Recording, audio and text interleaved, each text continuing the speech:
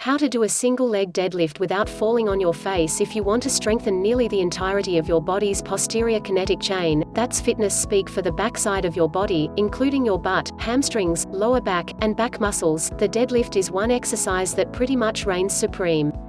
Not only is a strong posterior chain important for a whole host of other movements, like lunging, running, and even walking, but training the back of your body also helps cut down on quad dominance, an over-reliance on your front of the leg muscles and an underdevelopment of the back ones, which can lead to knee issues down the line, explains Dane Miklaus, CSCS, CEO and owner of Work Training Studio in Irvine, California. Problem is, lots of people may find the traditional deadlift intimidating, especially if they see fellow gymgoers loading up a barbell to crank out some super heavy reps. Tony Gentilcore, CSCS, founder of Core in Brookline, Massachusetts, tells Self. That's one reason the single-leg deadlift may be a welcome alternative. You lift lighter loads, and challenge your body in a different way. Once you stand on one leg, you take away a base of support, Gentilcore explains. You have to keep your hips level.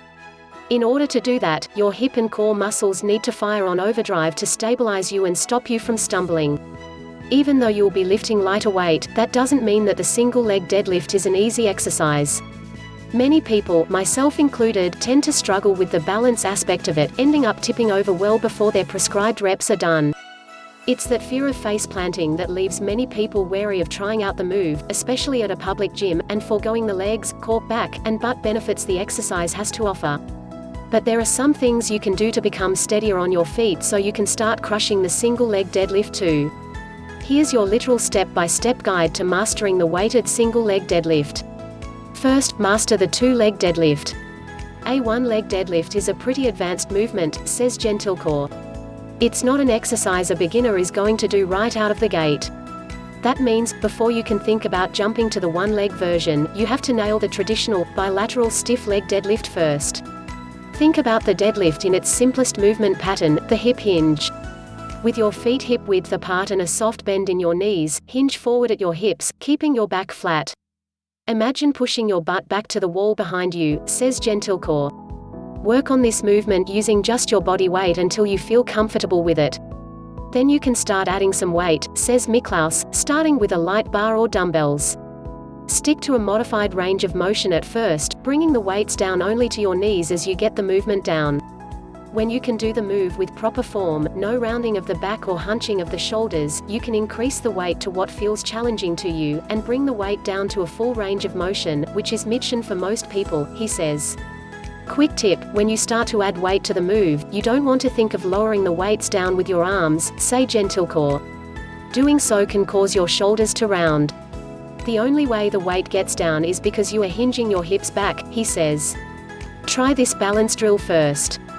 A simple balance drill can help you become more comfortable with not only the movement pattern but also the unstable feeling of standing on one leg, says Miklaus.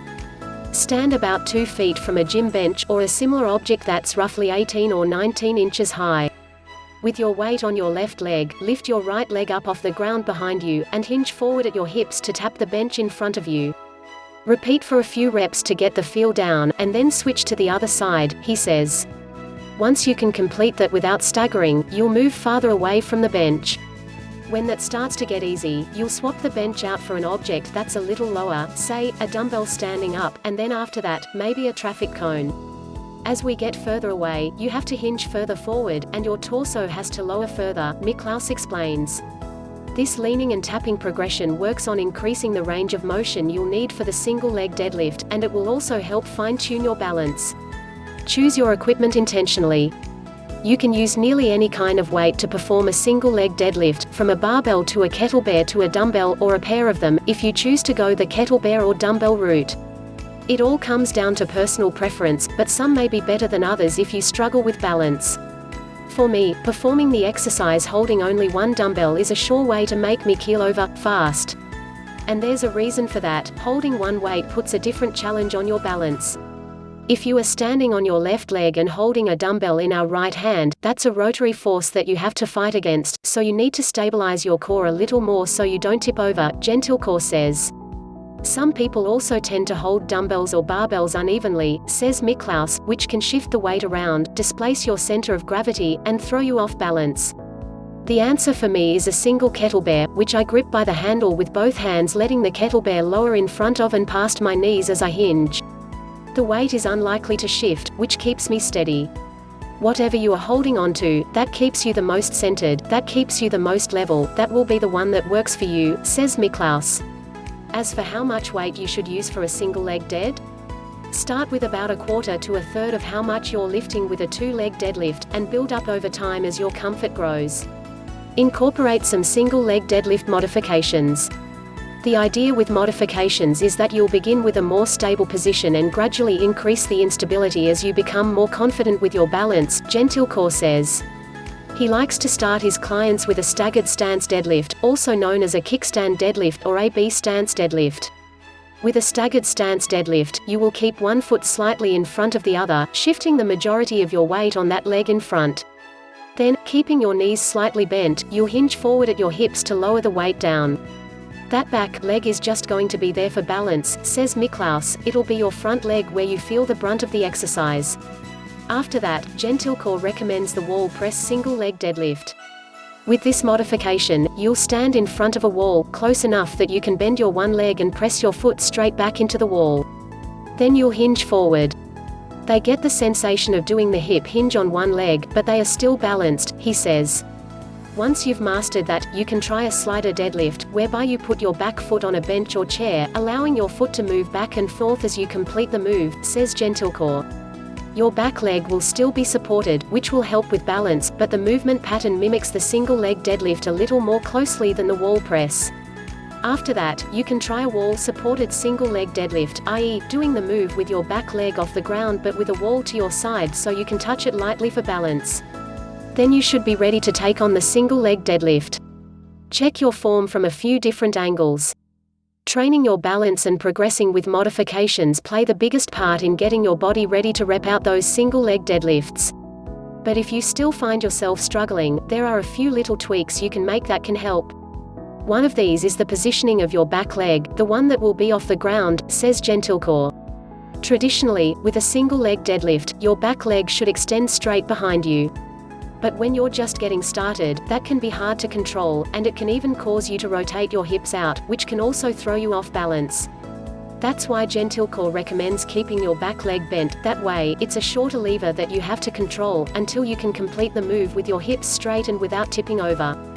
When you are ready to extend your back leg straight, just make sure your toes are pointing to the ground, not outward, which can mean your hips are rotating. Another little thing to take into account is your gaze. Find a spot on the floor that is 10 feet in front of you, and just keep your eyes fixed on that the whole time, says Gentilcore. Resist the urge to crank your neck up to check yourself out in the mirror. Not only can it be straining your neck muscles, but gazing upward can be disorientating, which messes with your balance. Stick to what feels comfortable.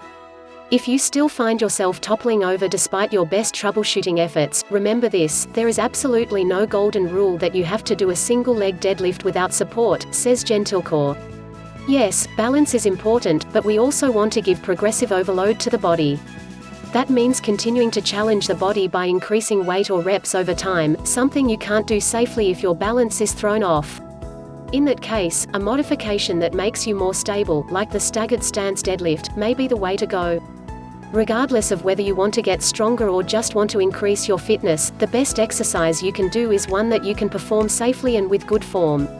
If the single-leg deadlift isn't working for you, pick a modification that you feel comfortable with to keep in your routine. You are still training the same muscles, we are just taking balance out of the equation, Gentilcore says.